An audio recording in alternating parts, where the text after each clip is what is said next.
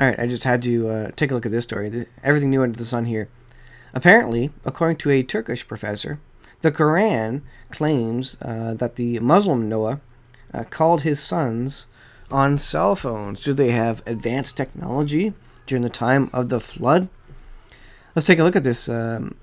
Interesting, what the Quran claims here. A Turkish professor has come up with an amazing theory about biblical Noah based on his understanding of the story as related in the Quran. During the storm, conversations was impossible due to thunder and lightning, so Noah kept in touch with his sons via cellular phone. What? The professor reveals even more surprising details, but the story is no joke and has become the focus of religious debate between secular and Islamic Turks. So, Ornek, a lecturer at the Marine Sciences Faculty of Istanbul University, was invited to speak on Turkish state-owned television. He goes on. Ornek was discussing a section of the Quran's version of the flood story in which one of Noah's sons, who was a disbeliever, refused to come aboard the ark. The son climbed a mountain, but as the flood waters rose, he spoke to his father and repented. So this is completely extra-biblical. At this point, the Bible doesn't say that at all. The Quran says the waves were as high as mountains. So if Noah spoke with his son, he must be sitting on top of another mountain. Ornek said in a televised interview, the Quran says they spoke, but to talk between two mountains with hundreds of kilometers apart, they must have had mobile phones. This is completely reading in between the lines. Plus, on top of he's reading in between the lines, on top of a book which is completely false, bogus, made up, using parts of the biblical story and basically adding completely to it. Ornek explained his theory, saying the technologies were much more advanced 10,000 years ago than most people realize. I wouldn't doubt that the technology was more advanced back then. We probably have no idea what incredible technology they had at that point in time. But it was probably a different type of technology. Cell phones, I don't think so. Noah referred to as Nuh ibn Lamech ibn Methuselah in the Quran, also used advanced technology to build the ark out of steel. So the ark was built out of steel that was powered by nuclear energy. Now I think he's just making fun now. It's incredible to think that he's coming up with this. And all of this out of the Quran, apparently. Ornek also claimed that instead of bringing live animals on the ark, Noah stocked it with one male and one female egg from every living species. So now it's not one of every kind. It's an egg from one of every species, and that would be a lot of eggs from every species. There's a ton of species. I am a scientist. I speak for science, Ornek added, giving his theories his academic seal of approval.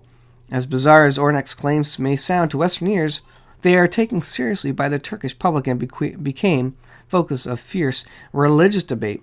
To say something insulting about the Quran, even as a joke, could cost this man his life, so it is unlikely he meant it as anything other than serious commentary on the text. Dr. Aviv told it, Breaking Israel News, I watched the interview. He sounded very convincing and clearly believed in his theories. The professor went into great depth and detail, making fine distinctions in the text. I think what he's saying is pretty crazy. It's way out there. It's beyond what could be believable, I think. But on the other hand, he's also basing it off the Quran, which is completely bogus, made up, not inspired by God at all, full of inconsistency, and speaks about a God that is not of love at all, but a capricious God who is distant, not relational, and ultimately doesn't exist.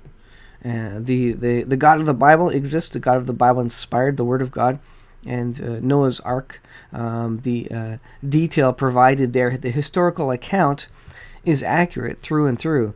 And the Quran's account, it takes bits and pieces from the Bible. That's where the original story comes from. Or maybe it possibly could have come from just the word of mouth stories that came through the people as they passed, as the ancestors passed this information along.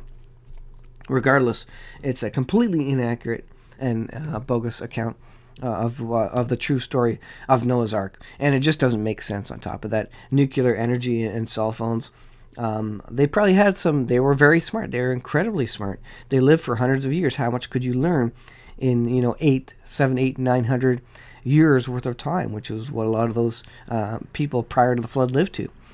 That being said, the type of technology was probably different. They had probably a lot more knowledge as it relates to growing crops and shelter and these sorts of things.